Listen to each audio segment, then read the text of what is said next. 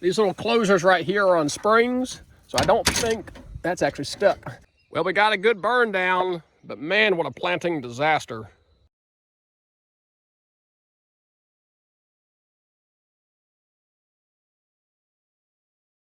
And we are back in the dove field 10 days after planting. We have had 4 inches of rain since planting this sunflower field. Hearing a lot of stories of people having very poor germination, having to replant. I don't think we're immune to that. I think we're dealing with the same thing. 10 days after planting, we do have germination in here. I've got a good amount of sunflowers starting to come up, but what I'm finding is there is very concerted areas where I don't have any sunflowers, and those areas look really wet, muddy. There's actually algae growing on the soil in a lot of areas. I just think we're really, really muddy. We had 4 inches of rain since planting. This area over here that we had tilled versus the no-till, the tilled area is an absolute mud hole with practically no germination. There's 1 plant right here, 2 plants there, but there is nothing else that I can see in this entire area right here. So the area that we had tilled first seemed to have turned into a mud pit and really affected our germination. I was noticing the areas higher up the hill that were least muddy, least wet, and the no-till actually had better germination. We'll walk up there in just a second. The next year, we rotate into this 1.8, almost 2 acres right here. It's definitely telling me I want to plant the whole thing in a fall cover crop, wheat, a blend, something, let it go all the way to maturity, then come back through here and no-till it just like we did up here, because this no-till area helped soak up some of that moisture, helped hold the soil together, and seems to have better germination with that no-till drill. It turned from an absolute mud pit now into hard concrete. And those sunflower seeds are gonna have a hard time punching up through that. As I continue to walk up through here, I'm just really disappointed. Every now and then I'll see 1, 2 coming up, and there'll be big expansive areas and nothing.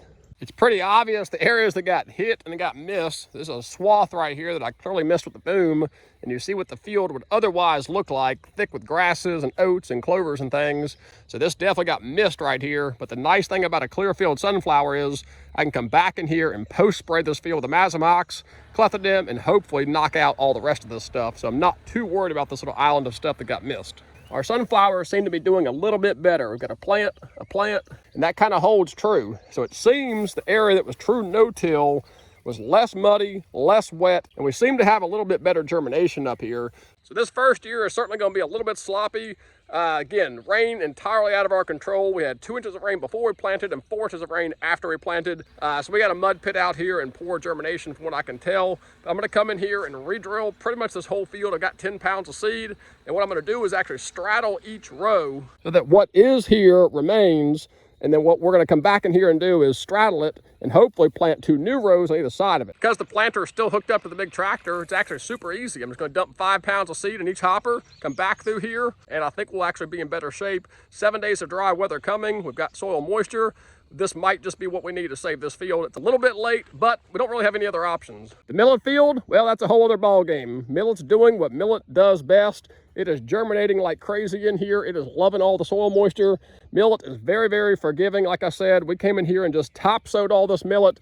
I'm really excited about this millet field. I think we're off to a fantastic start here. We got really good coverage. We've got a lot of it coming up pretty uniformly. Anywhere where the tractor tracks went back over it, I think it picked up some of that seed. But for the most part, I think it's going to flush out very nicely. We're at the upper end of this millet field. And if you recall, I went ahead and planted this 3/4 of an acre right here just to burn up some of those sunflowers, get a few more reps in with the row planter. We do have some germination in here. Got a sunflower, 12 inches, a sunflower, sunflower, sunflower. This row actually looks really good. There's a sunflower every 8 to 12 inches or so. That's pretty consistent. I can see it right down the line here. But again, this is higher and drier soil where I think that planter was running a little bit better. Any of that wet, muddy stuff back there was just an absolute disaster. Exactly 10 pounds of these Clearfield Grand Champion. It's an Eagle brand Clearfield hybrid sunflower. And I had a sneaky suspicion, so I left the planter hooked up, ready to go, kept my covers on it. That way the rain wouldn't get in there. Looking good. And this left side is a 16-hole corn plate. If you watch the first video, you know that's the standard plate for corn. Then we took another corn plate, 16 hole, and actually JB welded 4 of the holes up to make it a 12 corn plate. So this one wasn't planting quite as heavy. Right now, I have no idea what the difference is because of the germination rate, but we were going to try and figure out if it was better planting with a 12 hole or a 16 hole. A couple folks have asked about fertilizing. For this year, we did not have these fertilizer hoppers ready to roll yet. The guy I bought it from had started the process of rebuilding these. They still need the drop boots on them, so we are not fertilizing in our furrow this year. We still went with a broadcast method for fertilizing those sunflowers at the time of planting, but hopefully next year we'll have a fertilizer up and running. And this does make it much easier for replanting. Historically, I'd have to go broadcast them and then disc them under, and that would mess up my pre-emergence. So now I can go back through and just drill these sunflowers. It doesn't affect my pre-emergence at all. The machine's already hooked up. This shouldn't take me but maybe 20-30 minutes. Put a little bit more on the side that's got the 16-hole plate because it seemed to eat it a little quicker last time, which of course makes sense. So I got it split up about 6 pounds, 4 pounds. Let's go drill some sunflowers.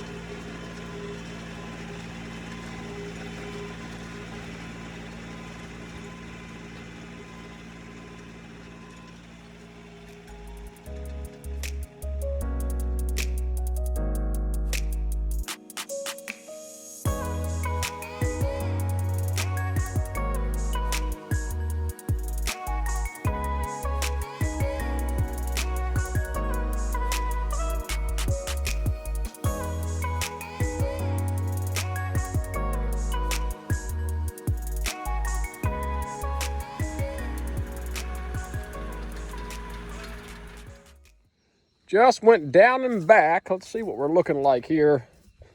The other thing I remember him telling me is these flappers right here to help close up the dirt does not like clay and mud. So it's not throwing that dirt back over. But let's see what we've got here. I can already tell somebody wants attention. It's a little bit looser. It's not actual mud. It's just kind of wet soil. And I look in here and I'm seeing the sunflowers just kind of top dressed a little bit. So we got one right here, kind of just barely sitting on top in the mud. These sunflowers are definitely sitting down in the furrow, pressed against the soil. They're not closed up, but I think this will still be okay. This is a great example right here. We planted here, and we've skipped over these that are happy in the middle. I do wish this drill and planter closed up these furrows a little better. I think I know what the problem is. These little closers right here are on springs, so I don't think, that's actually stuck. I don't think they're actually coming back in and closing and hitting like they're supposed to. So I'm gonna have to replace these springs. The guy actually gave me these springs with the planter. That was on his to-do list. Looking plenty good on seed here. Definitely putting some out. And this one's dropping quicker, I can tell. That's that 16 hole. All right, girl, got about half left to do.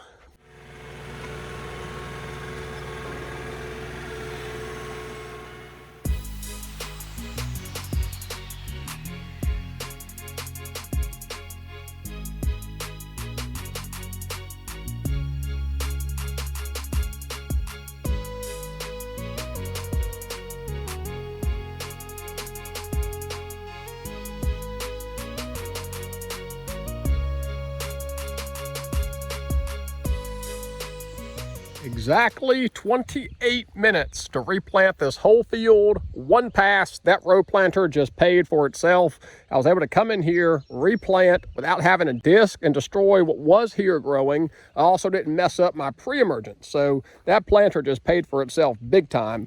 Time will certainly tell. I feel a little better about the soil conditions today. Now the issue we may run into is if we do get better germination than I thought on the first planting, well, we've just double seeded this field. So we may have a little bit of a crowding issue, but I think still being in rows will help reduce the amount of crowding. I probably will come in here and top dress these sunflowers at some point with some additional nitrogen. Probably won't put any more potassium out, but I probably will bump it with nitrogen again, just based on what they're looking like. And when I come in here to spray, I'll just pick a row and go down it. There may be some damage and collateral there, but not too worried about it. I'm definitely gonna have to come in here and spray because I did miss a few spots. Some grasses and broadleaves coming in here that I missed. Not a lot of it, but there are areas. I'll also put in some nitro surf with that spray. That'll give those leaves a little bump of nitrogen as well.